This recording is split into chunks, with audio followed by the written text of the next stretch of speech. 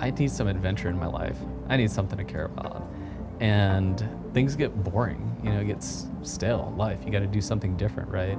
But as the business is cranked up and you see what can be done, you say, there is an answer to all those questions out there. I just got to look for it. Yeah. I just got to see. I just got to ask the question or figure out, or being around people that have been through it or have a piece of the puzzle. Yeah. There's an answer out there. There's somebody scaled Google, somebody scaled Facebook.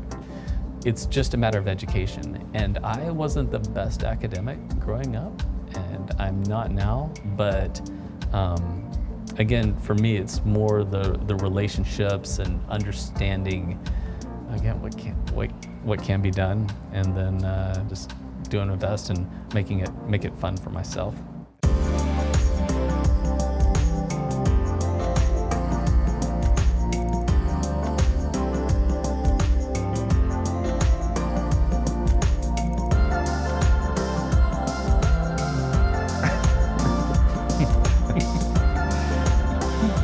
So do you speak Hawaiian? Studying Hawaiian. Are you really? Yeah. My 3 minutes a day on Duolingo, my daughter makes me. And I know like 10 words. I'm the worst. I've got a streak of 2 days. Are there people that roam the streets here actually having conversations in Hawaii? Like intelligible conversations? At least by somebody? Yes, yes. So, and you're starting to hear it like in the airport. Yeah. Yeah, you're sitting in the airport, you'll hear full-on Hawaiian, and there's been a kind of a resurgence since the 70s, 80s, where, or even 60s, but it's, kids are growing up. There's Hawaiian immersion schools. Yeah. Yeah. I guess probably over time it started to kind of somewhat get extinct, and then now there's a resurgence in that. Yeah. How long have you been here, John? I've been here since '98. And you're just getting started in studying Hawaiian. I would have thought that would have been something. Yeah. Officially. Yeah. Right. Okay. Yeah. You learn how to pronounce things and the street names and whatnot. But. So, aloha also means goodbye? Correct. Okay. That's very versatile. Yeah. I like that. Yeah. I've been here now, the better part of a week. I haven't been able to say that to anyone. Mm-hmm. I just don't feel right saying it. Right. I feel like, because you see like the Mexican run around, he's like, aloha. Yeah. doesn't seem right. So, yeah. I notice a lot more white people say it in Maui. Yeah? Yeah. You mean more so than this Yeah. island? Yeah. And this island's actually called Hawaii. Oahu. Yep. So there's the island also called Hawaii? Yeah. Which is the big island, exactly. Which I noticed there's signs that actually say the Big Island. Yeah. So it's not the official term, it's what the colloquial term for. Yeah, the colloquial term. Okay. Yeah. And I'm guessing that's the largest of the Hawaiian islands. That's the largest, yeah. Okay. Everything else would fit inside that pretty much. Okay. A couple times. Yeah. So you've been here since the 90s? Mm-hmm. Yeah, went to school here up at BYU, and was on the mainland for a couple of years after that. But I actually went to school here, and then in the summers, would go knock doors. I was an Eclipse guy in Southern California, and my brother ended up starting a pest control company down there. Had about 3 years, built it. He was a great door-to-door sales guy, and sold it. And that's when my wife and I wanted to move back to Hawaii and we started the business. And it's been just 21 years now. What was the, what was the driving factor in coming to Hawaii? Like, who woke up? Was your wife one day woke up and said, let's do Hawaii, or what? Yeah, so we met here. So we came independently. She's from Oregon. Oh, you met here? Yeah. I didn't know. Okay. Yeah, we met here. We were neighbors. And I think for me, growing up in Texas, I just wanted something different. And I can remember, little things about Hawaii, like somebody that moved to Texas that had a Hawaii or license plate. Yeah. And seeing the Iron Man on TV as a kid, just like, that seems like a good idea.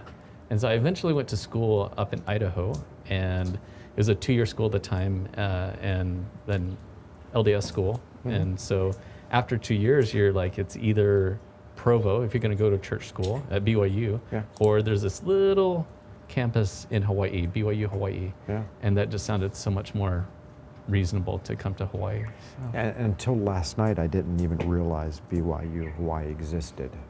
How big of a student body is at a school like that? Maybe 2,500 students, but over 90 countries represented.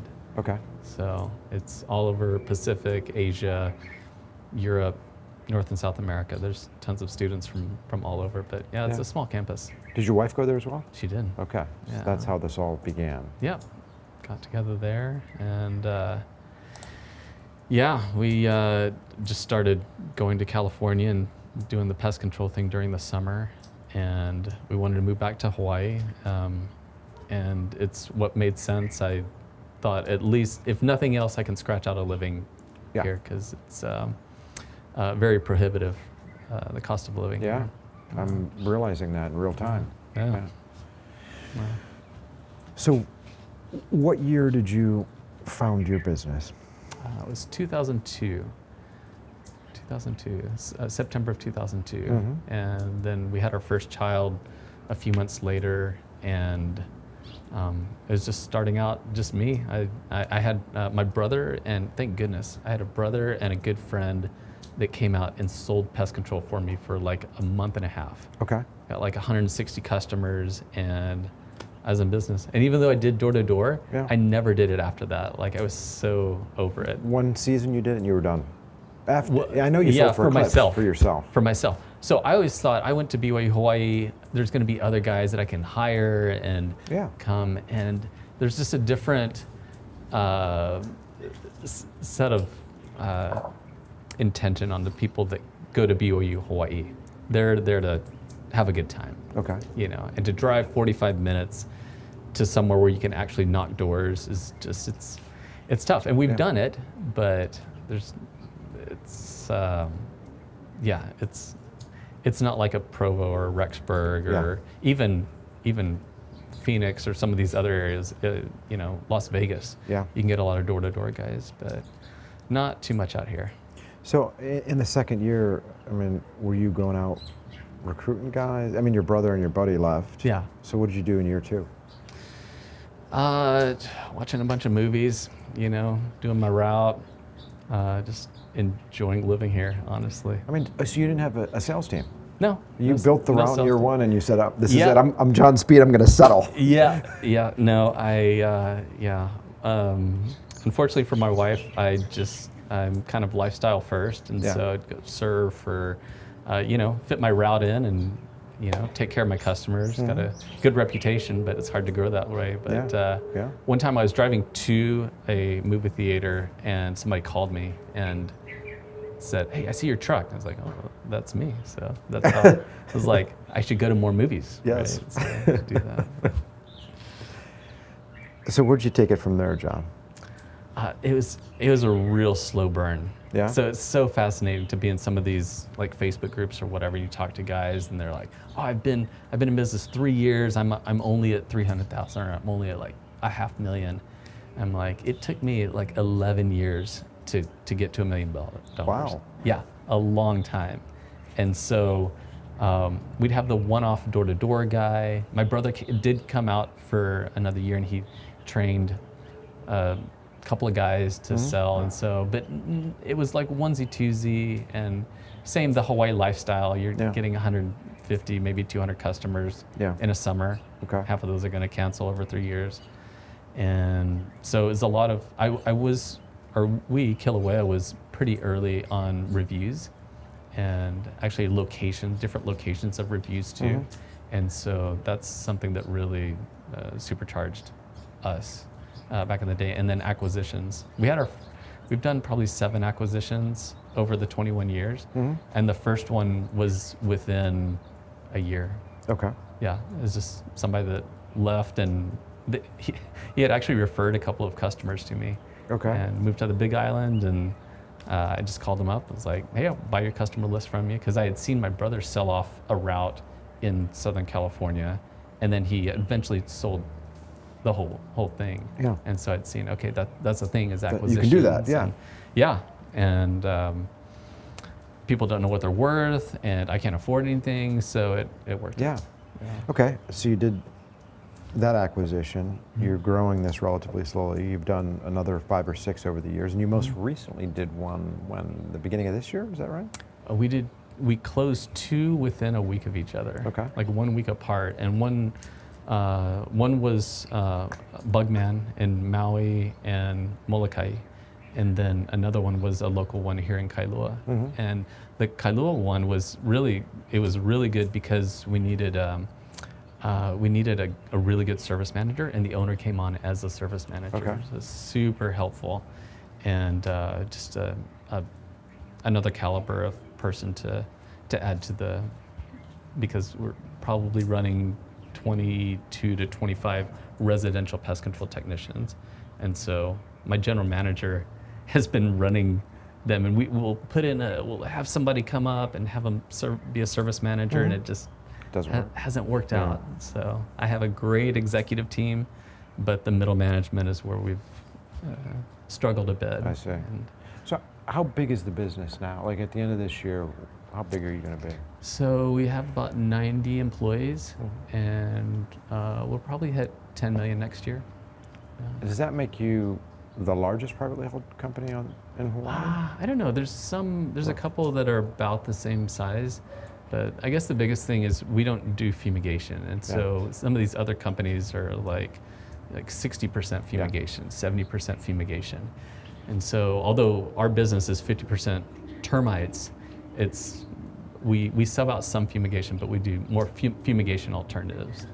Like, for example, what would you guys do for termite treatments down here? And what sort are they subterranean termites? Yeah, so both. So we have Formosan termites, so the really bad ground termites, and we have drywood termites, so which would necessitate a fumigation or spot treatment. Or we actually bought an orange oil company in 2019, and that was a pretty good acquisition. We had like 5 or 6 people come over from that, and they had been doing it the longest, and so for orange oils, it's good, but it's difficult to get right. You can, do a lot of damage and not do it right, and so they had it down pretty pat, and so to acquire that one was a nice fit for us. Are you still doing orange oil treatments? We are.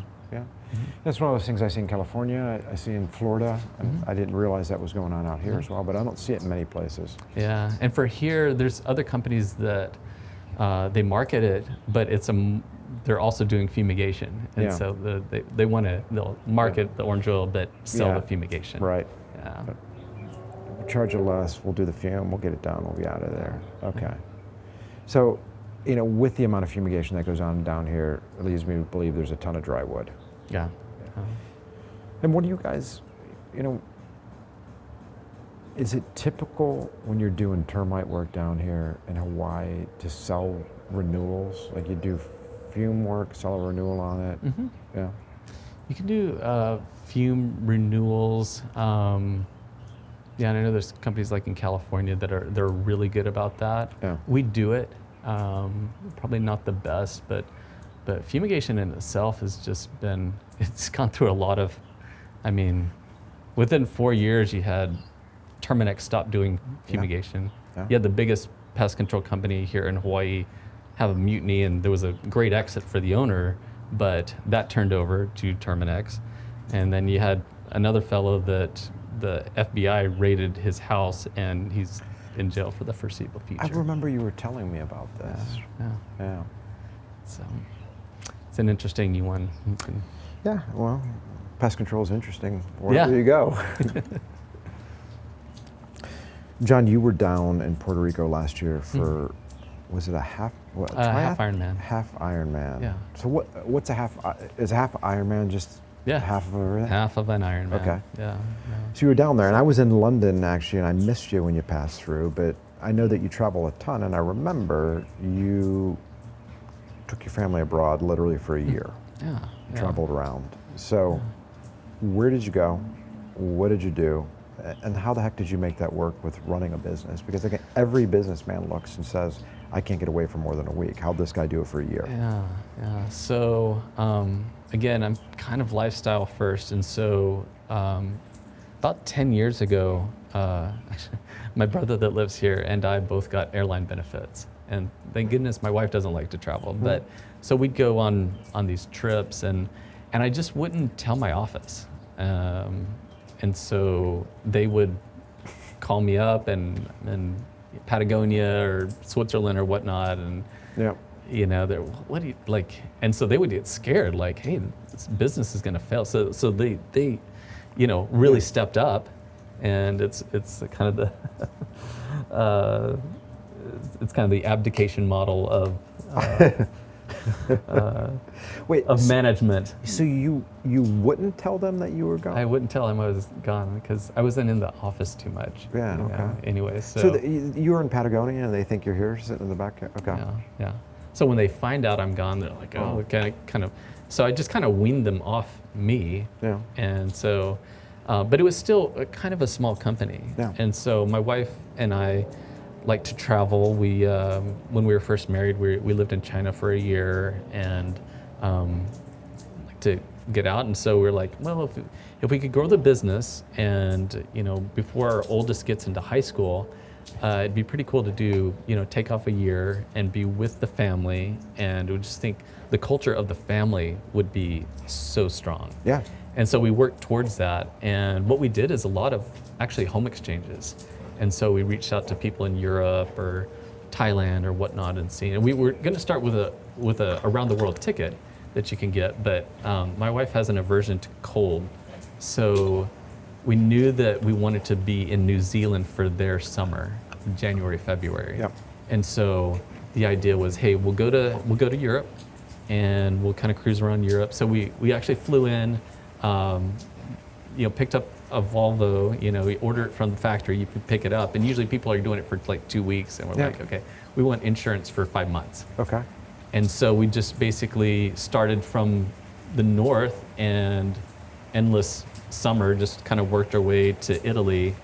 And then in December, I have family in Switzerland, so we spent some time with them before we went back, and then came back to Hawaii for Christmas, and then did the whole New Zealand thing for a couple of months, and then finished up in Asia, Vietnam, Thailand, Japan. So you just chased the sun south, Pretty much. effectively. Yeah. And so you were traveling with your wife and your 3 children, and what year was this? This is 2016, 2017. So Okay. for that school year. So your daughter was what, like 4? Yeah. And she was a trooper, and just us homeschooling them, you know, homeschooling So literally them. you're driving around the Volvo, Yeah. like homeschooling them in the back? Yeah. Yeah? Yeah. And So and from a work perspective, what did you have to do? not a lot. From pretty much the start, my termite manager was compensated on how well his business did. So from the net. Yeah. And so if he's doing well, then I'm doing well, you know. And he's always motivated in that way, and a great guy anyway. And then my general manager, Ashley, just kind of took care of everything else, and she'd been with me for a lot of years, and some other longtime employees that knew the drill, and we just kind of worked into it. Yeah. And so it was more when I got back, it's like, well, okay, I'm here, I can jump in or not. And that's when, you know, we started learning more about EOS and putting some systems together and some actual meetings and some structure there that's really helped us from that point really just crank. Now, when you left for a year, did you tell him you left? Or at least did you tell him before you left? I did tell him before I left. Okay. Yeah. We had a separate bank account that our termite manager could write checks on. I mean, what was that like? Did you go in there and say, guys, I don't do anything anyway, so you're not going to miss me, or Pretty much. no? Yeah. No panic? I mean, YOLO. Like, Yeah. the kids are only young Yeah. once, and you know, this is kind of crossing our fingers, but financially it was doable, again, just because people want to come stay in Hawaii for weeks at a time, and so to be able to swap houses and that sort of thing, Yeah. that was pretty neat. So when you look back at that experience, I mean, you did this for a year. You were, I guess, constantly with your family, like 24/7 for a year. Yeah. I think that could drive some people nuts. Yeah, no, it was great, and you know, maybe if it was different kids, it would be a different story. But they were all amazing and just worked together. And me and, you know, one of my sons is like more adventurous, and so a lot of times it's like, hey, if we're staying, you know, south of Rome, and we're like, okay, I'm gonna drive up to Rome and cruise around for the day, and it's like, anybody want to go with me? Like, okay, Yeah. and by that, you know, 4 months into it, everybody's like, okay, no, we're just gonna stay here and try to get some internet and, you know, do some school or whatever, just downtime. And then I could go whenever I wanted. And if kids wanted to join me, or hey, we're doing this a couple of days where everybody's going together. But we didn't try to, you know, kill everybody every day. You gotta kind of pace yourself. Well, that's what I was curious about. It's like, you know, when you take a family trip, you go for a week or 2 weeks, you know, you're bouncing around all day long doing all sorts of stuff, then you're exhausted at the end because you did stuff. In normal life, you get up, you have breakfast, you go to work, come back, whatever. It's kind of Groundhog's Day to a certain degree. Yeah. I mean, how much of that took place over the course of the year? I mean, it certainly wasn't activity all the time. I mean, were there points in the year there where you felt like, oh, I live in Scotland, like, Yeah. and you got up, had breakfast, worked? Absolutely, and had to find what you like to eat at the grocery store. Yeah. And so it wasn't like a vacation where we're staying in a hotel and eating out every meal. It's a lot of like going for groceries and figuring out how this stove works with no words. There's just like 15 different, you know, settings. Like what is this? Little drawings that mean absolutely nothing. Yeah, yeah. Like how can there be that many settings? Yes. That reminds me of Switzerland. Yeah. Yeah. So, what was some of your favorite experiences from that trip? Question. I think the kids have said Scotland and Japan were their favorite. For me, I think both of those were great. I love England. My ancestors are from England, and like the so I like England, but Italy's always great. Switzerland's always. I think if I could have, you know, a second home, it'd probably be Switzerland. And we all like that, except, you know, the cold for my wife doesn't work out too much. Yeah. But that's where, and then New Zealand is just amazing. The people, again, a little too cold, but we had a great time in New Zealand, and I can always travel there. I've not been to New Zealand. Yeah, It's on my list. yeah, you need to get down there. And what do you think about from an impact on your children? Or how do you look at it? I know it was life-changing for us as a family to connect, and they don't have other friends. This is, I mean, they're young, right? So no social media, no anything, and that bond that they had from that will affect the rest of their life. Yeah. You know, and they all like to travel. You know, when my daughter, you know, doesn't want to do a whole lot with me as a middle schooler. Yeah. But if I'm like, hey, you want to go to Japan? She doesn't even really like skiing, but you want to go to Japan, go to Taylor Swift? Yeah, let's do it.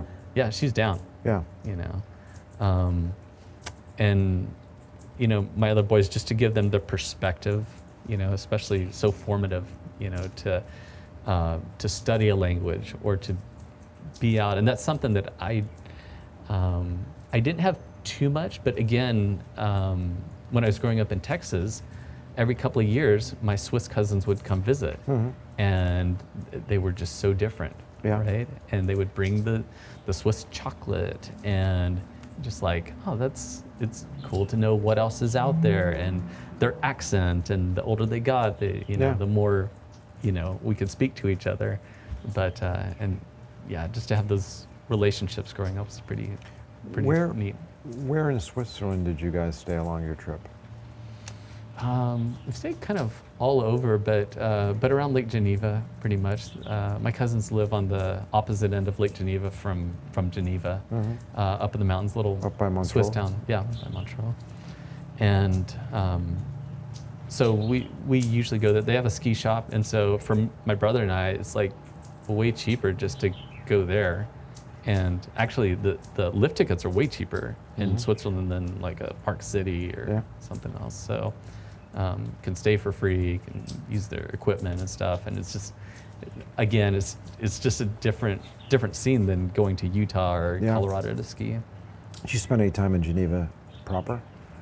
No, I mean, I've been around, seen the museums, that sort of thing. No. You know, driven slowly across, and I, you know, if I'm flying out that night, maybe I'll go for the day and go see the Patek shop or something like that. Okay. How was it when you guys ultimately came back? Was it like reverse culture shock? Now we're back in Hawaii.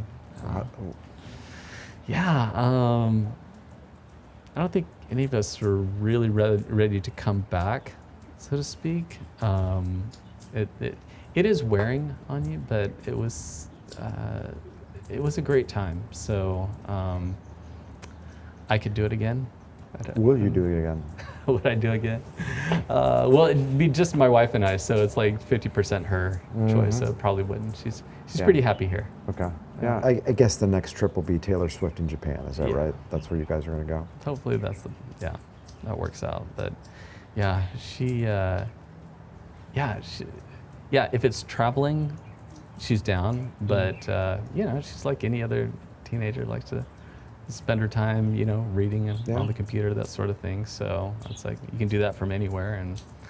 And crazy enough, I mean, I'm obviously not in the field, but I'm way more engaged in the business right now, and it's a lot more fun than when I was traveling, or even soon thereafter. You know, because I didn't see a path.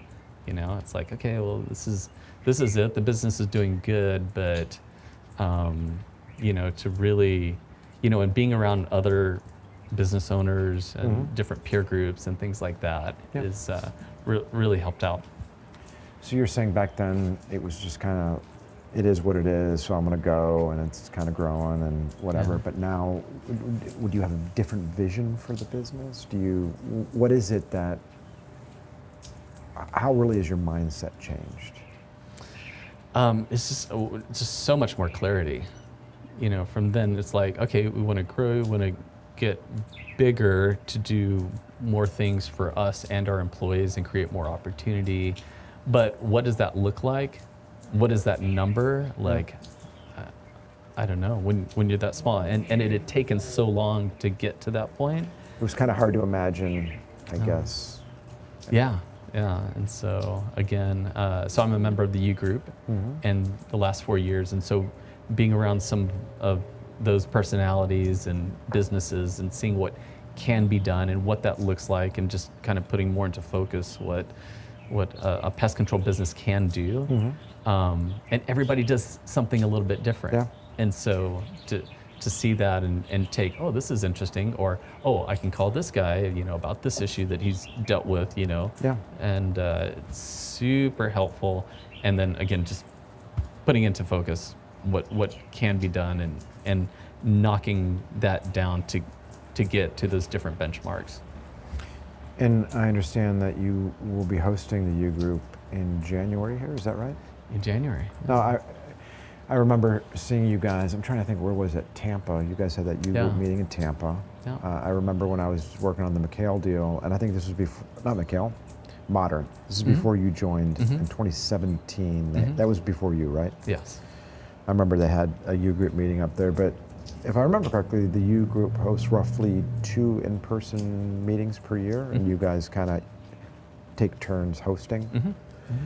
So you've never hosted here in Hawaii. This will be the first time. Yeah, they keep putting it off, but you know, when we talk about it, it's like, oh, somebody wants to do it in the winter, you know, and because you know it's cold on the mainland. You want to come during the winter.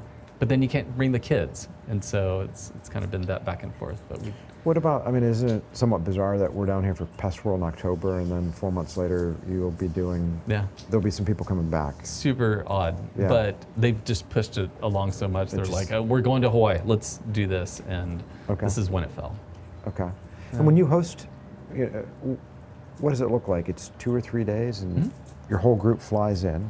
Yeah, so you do a site visit, kind of talk to some of our people, have some nice meals, go over the issues that are affecting everybody, and then in our January meeting, we're looking at specific numbers and apples to apples, how everybody's doing, and there's not a whole lot of accountability, but you have that openness, and there's going to be some questions that come. Hey, how did you do that? Yeah. Like, what does that look like for that marketing budget, or that that growth for over last year, or and it seems like every year it's like somebody has, like, I've had like super high years and I've had super low years compared to everybody. So, and just different parts of the country, and understanding those dynamics are pretty interesting. Yeah.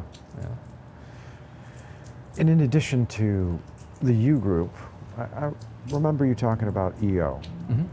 So you're involved in that, and you got involved in that because you were implementing EOS. Is that how this all tied in, or? No. I was in another peer group. So I just really enjoyed the U group, in the industry side. But for somebody that didn't grow up in Hawaii and kind of kept to myself, I wanted to be more involved with the community and the business community specifically. So I was in a coaching and small peer group. And not that I outgrew them, I really enjoyed it, but I was kind of the big fish in the small pond, and we just don't have the same issues. And so from there, I was looking at like a Vistage or an EO, and I felt like I needed the more the group, the networking, more than coaching, and as again, just becoming more clear on my journey is I don't have a whole lot of issues that come up in my business. I mean, it's slow growth, but it runs pretty well with our team. But what I need out of it is just being stoked on somebody else, what they're doing, and whether it's scaling or whatever their marketing efforts or their HR stuff and their culture, and to see that from a local side is just very beneficial for me, and to understand Hawaii's really different, and so to see how people have done it here, and there's a lot of generational businesses, and then you only have this million-sized market population. What can you do with that, right? And so that's what keeps a lot of companies from coming out here. Is like that's it. That's a lot of work for this little market, and it's hard to live here, like I said, with the cost of living and things like that. But if Hawaii's your place, like, you just make it work. So when did you get involved in EO? It's been about a year. So far. Yeah. So it's very recent. Yeah, just a year, and it's been really cool to be. So I just got on the board recently, which is kind of odd for a first-year person, but it's been really neat, again, to work with some of the people that I joined EO for, to see how they run their businesses, and now to work with them on and be accountable and that sort of thing, to things that the EO chapter is trying to do here. And how big is the chapter here? It's between 50 and 60 people. Okay, that's decent size. Yeah. And I don't really understand the mechanics of that when it comes to meetings. How often do you guys get together, and are you meeting in kind of subgroups? Like a forum, yeah. So it's a forum. It's kind of like YPO, and then there's chapter events, and then there's like regional events, right? And so you can take as much or as little as you want of that. Some people aren't even forum. We have a relationship with Asia, so there's an Asia bridge that some people just want to meet people in China or Japan or Vietnam and build those relationships. Yep. And so they're not even in a forum, but a forum, you're generally meeting 8-9 people most months, maybe 9-10 times a year. Yeah. And that's super helpful as well. Are you in a forum here? Mm-hmm. Yeah. Yeah. Yeah, well, it's very much like YPO. I mean, we meet 9 months of the year. Yeah. Once per month. I think there's 8 of us in our forum. Yeah. Yeah, it's very similar. How big is the YPO chapter in Puerto Rico? We just had our annual meeting in, I think it's 157. 157 is pretty big. I joined the Philippines as a secondary chapter just because I'm there quite often for business, and there's like 165 for the whole country and of 110 million people versus Puerto Rico with 3.3 million people. Yeah. So, wow. Yeah. So are you in a forum? Or, I'm in a forum in Philippines. In Puerto Rico. In Puerto Rico. So I'm a member of the chapter there, so I go to chapter events, but now my forum is in Puerto Rico. And it's very unique for, Puerto Rico is very interesting because, you have the tax incentives in Puerto Rico. And so our chapter's somewhat bifurcated, and we've done a great job integrating it, but we've got roughly 65% or so are Puerto Rican, native kind of Puerto Ricans that many of them come from like family business dynasties, like Bacardi, right? It comes down over time. And then the other 40% are mainlanders who've moved to Puerto Rico. And when you have, if you're going to move to Puerto Rico to save on taxes, you actually have to be paying a lot of taxes in order to have it make sense. And so a lot of the folks that come there, coming down there to save, 25 or 50 million per annum in taxes. And so that implies the income's quite high. And in order to have high income, you've got a massive business. So like in my forum, there's an individual in there who's got a business, it's got a $1.5 billion enterprise value. We've got, I want to go too into detail as to who's in my forum, but we've got you said that you were the big fish kind of in the small pond. And of another peer group. Of the other peer, of the local peer group. The good thing about this for me is I'm the exact opposite. Like I am small compared to everyone else. I mean, some of these guys run businesses that operate in 75 countries and do, billions of dollars per annum. So, they have a whole different set of problems that I have though. And so, and many of the problems that they have, I hope I never have, but it's different. But so that's one of the things that's really cool about the Puerto Rican chapter is that we have that mix. Okay. So in Hawaii, I think it's $1 million minimum to join EO, and I think YPO is now to like 15 million.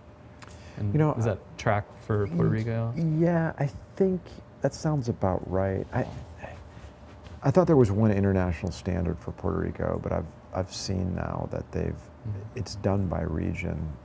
Some regions where there's a high concentration of business, you have to do 100 million USD per year in revenue. In Puerto Rico now, I think it's 17 or 18 million in revenue. And of course, you've got to be under 45 to join. You can get in and stay in perpetuity, and we have 70-year-olds running around there, an 80-year-old. I think we have an 85-year-old in our chapter. It's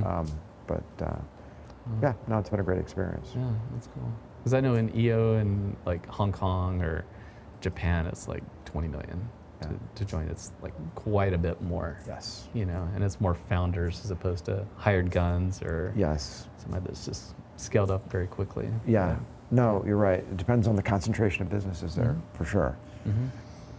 So I'm glad you're enjoying EO. I'll be interested to see how that goes in the coming year for you. So you're doing that, and you're doing the U group, but the U group is not that time intensive, right? Do you guys do at the U group? Do you do quarterly calls or monthly calls, or are you just doing the 2 times per annum? No, Ours is pretty old school. It's just some emails when people have questions, and just about everybody will chime in on those emails. Or and we have done, obviously pandemic. We did some Zoom calls and whatnot. But it's pretty much the 2 meetings. Is Jeff Phillips still involved?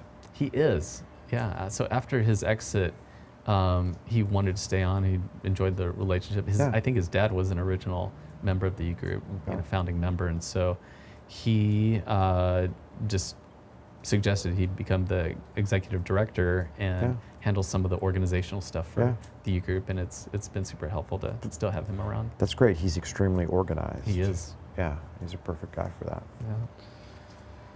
So when you're not traveling and you're not hanging out with your EO and U group buddies, you're still building a business. Mm-hmm. And I actually, earlier on when you said that you've got more kind of focus, since I've known you, I've actually seen that in you. Yeah. I mean, I've seen that you ask a lot of questions, you're very inquisitive about stuff. I know you network with a lot of folks, but you really seem to be, and you wouldn't have just done 2 acquisitions here recently if you weren't focused on building this. So you've got a unique geography, you've got a unique pest ecosystem here, clearly, and you've also kind of built this business using a unique management structure, right? You talked about your termite manager, kind of with a piece of the action, so to speak, or a stake in the outcome as you built this. I mean, when you think about the future, you're in a finite market. The population is just only so big here.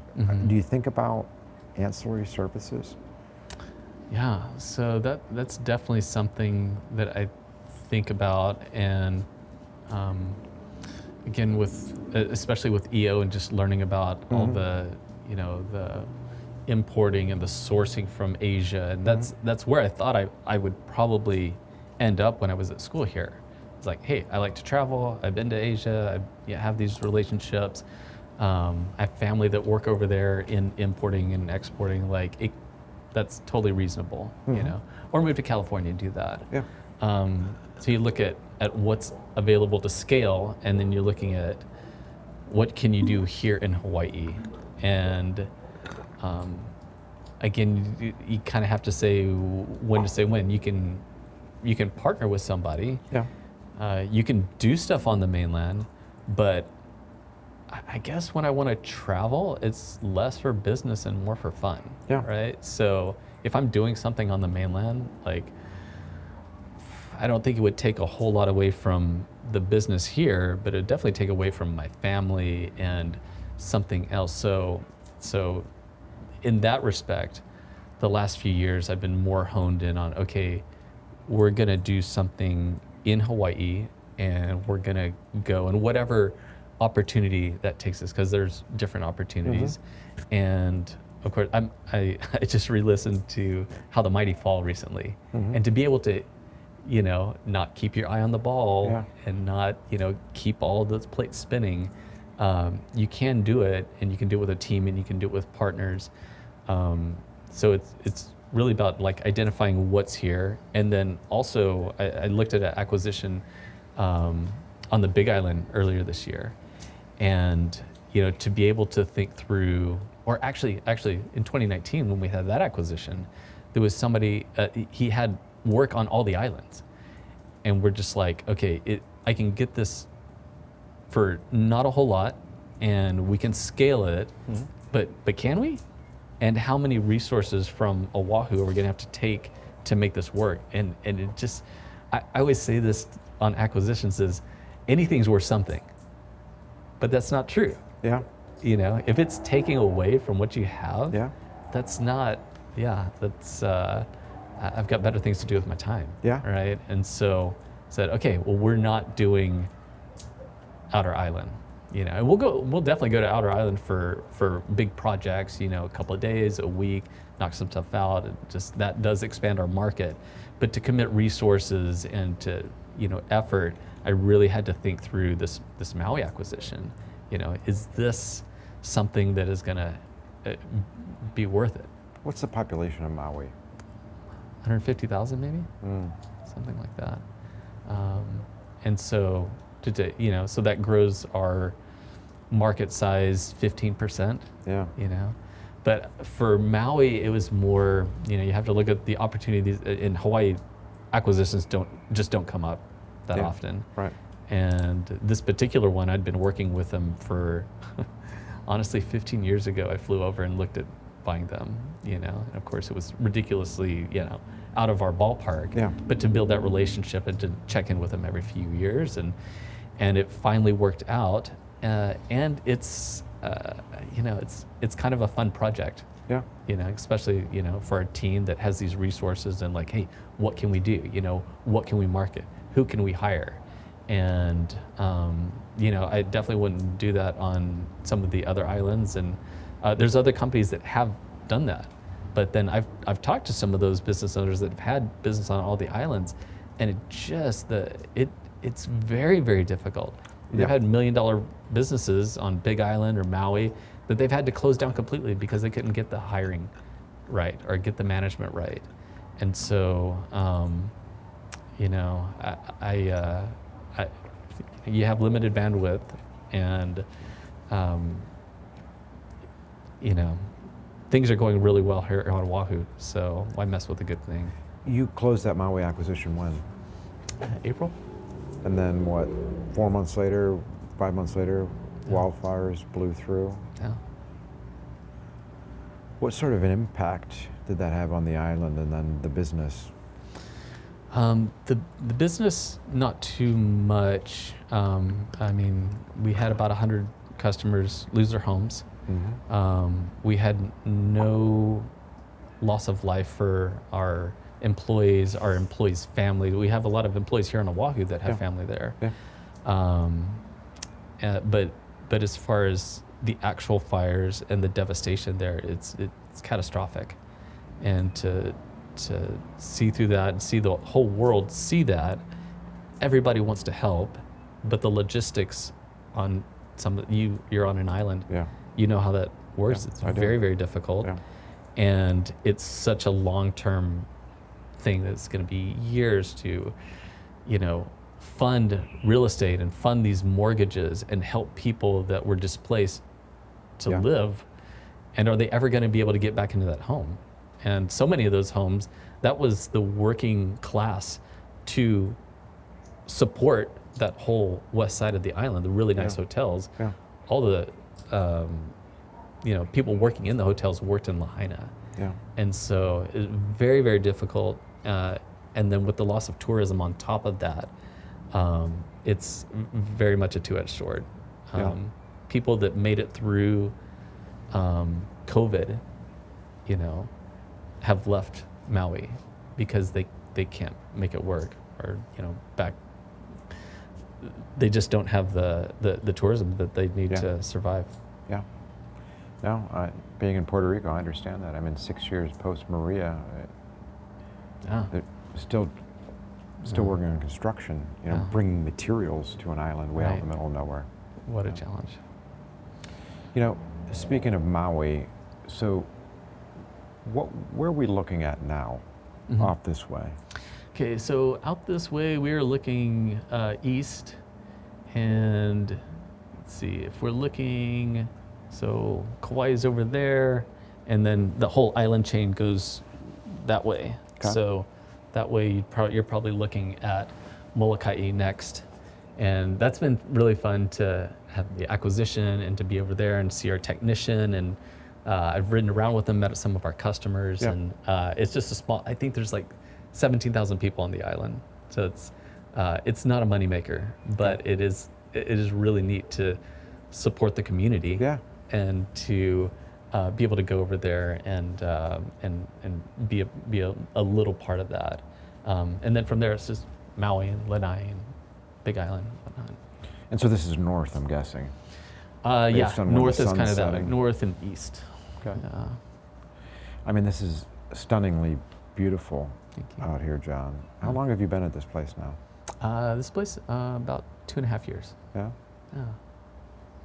It really is awesome. Oh, thanks, Paul.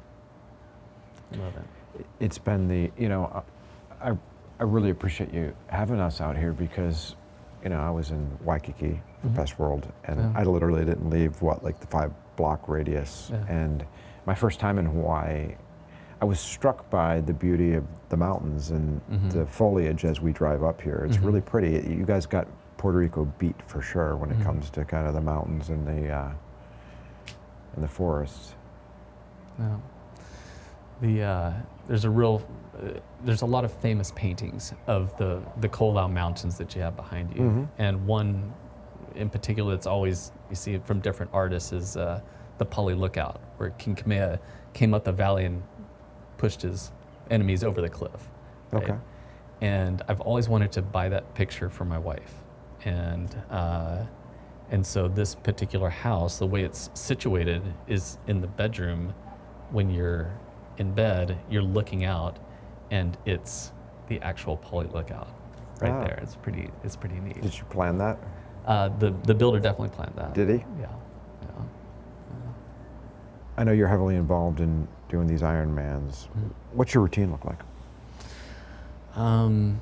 Well, traditionally, it's about 6 months out. You really want to start training and getting a base, and so the race here in Hawaii is in June, and so it's January to June.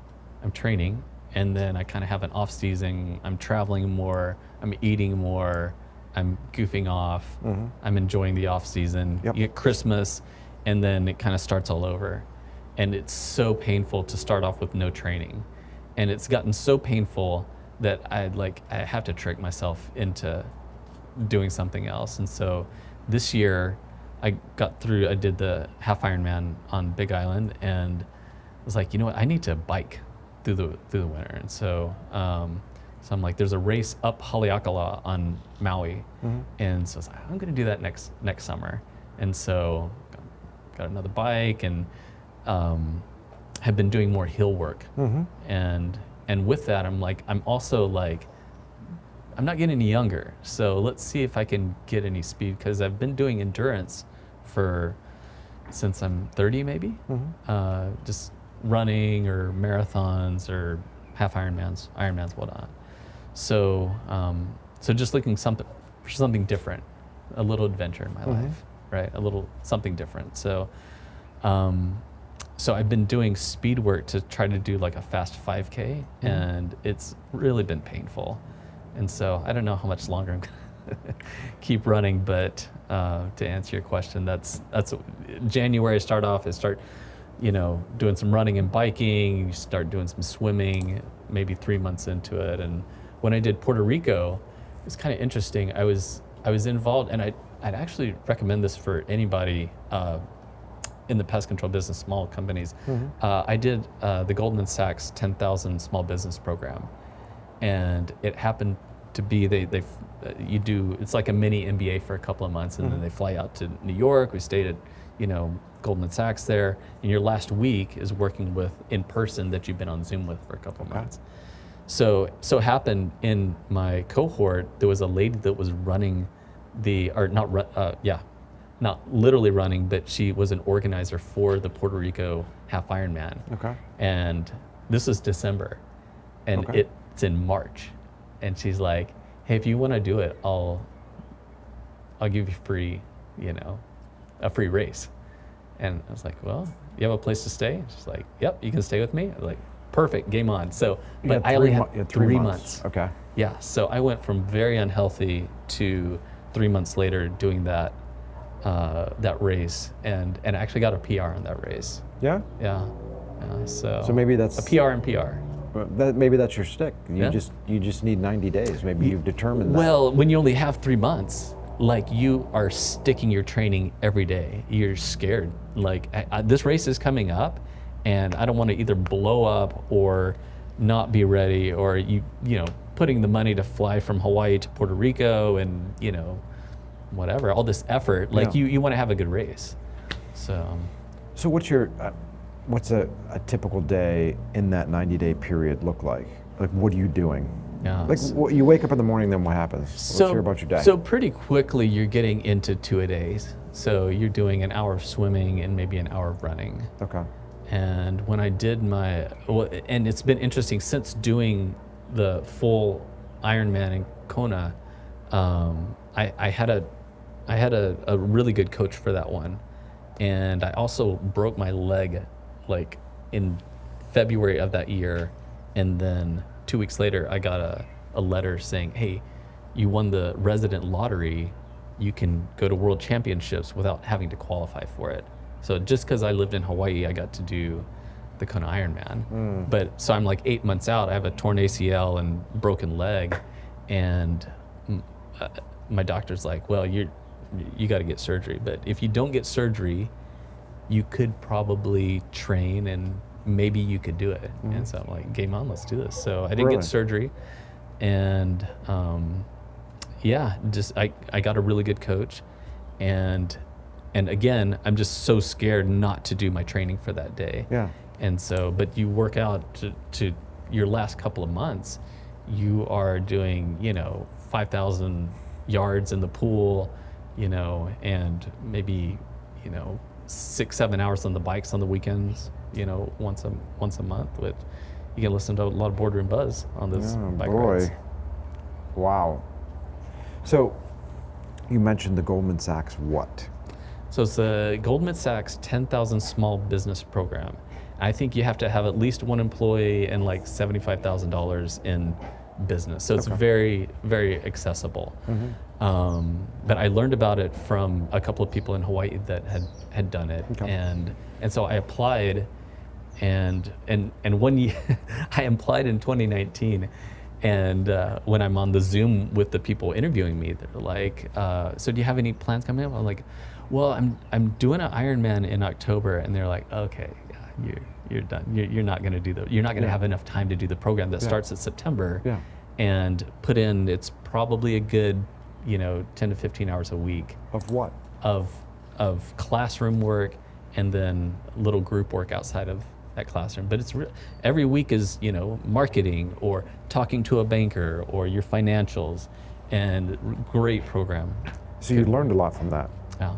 Really? Yeah. So I did an MBA at University of Hawaii in graduated in 2008, and so I've been through an MBA program, and that was pretty good. Yeah, pretty good. It was Babson College out of Boston that does the curriculum and whatnot. But yeah. How long does it last? It's about 2 months. Okay. Yeah. So you recommend it to your brothers and sisters out there in the industry? Yes, sir. And usually you have to be, referred, and so you can use me as a referral. John Speed, referral, done. Yep.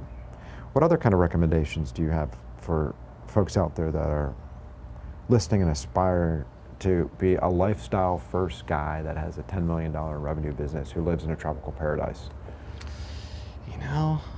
Great question. I actually have to think about that one. Yeah, that's not an easy one, is it?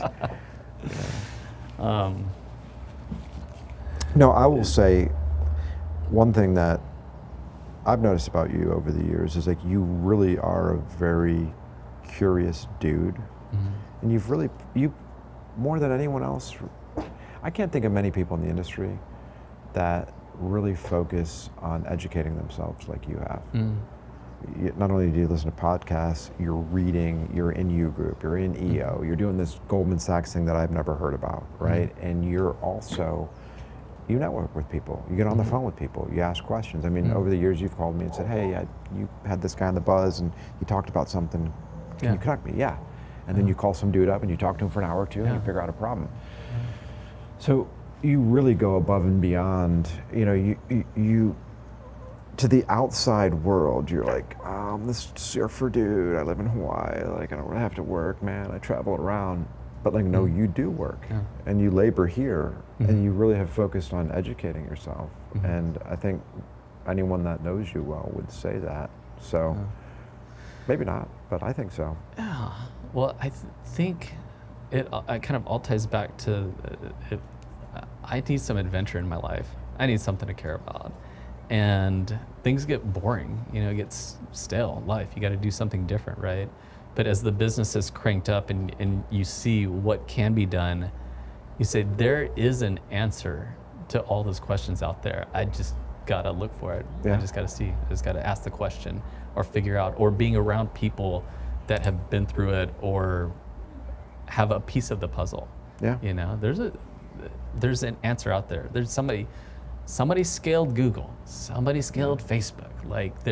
Like it's just a matter of education. And I wasn't the best academic growing up, and I'm not now, but again, for me, it's more the relationships and understanding, again, what can be done, and then just doing my best and make it fun for myself. Yeah. You know? And it seems like you're having a lot of fun. Yeah. That's, people ask me about selling the business or whatnot, and I couldn't be out of the game right now. Like, it's just way too much fun. You built an awesome business with a great team of size in a beautiful place. And you brought us out here during Pest World, so I appreciate that. You're welcome. My pleasure. Super fun to have you, Paul. Thanks. Thank you.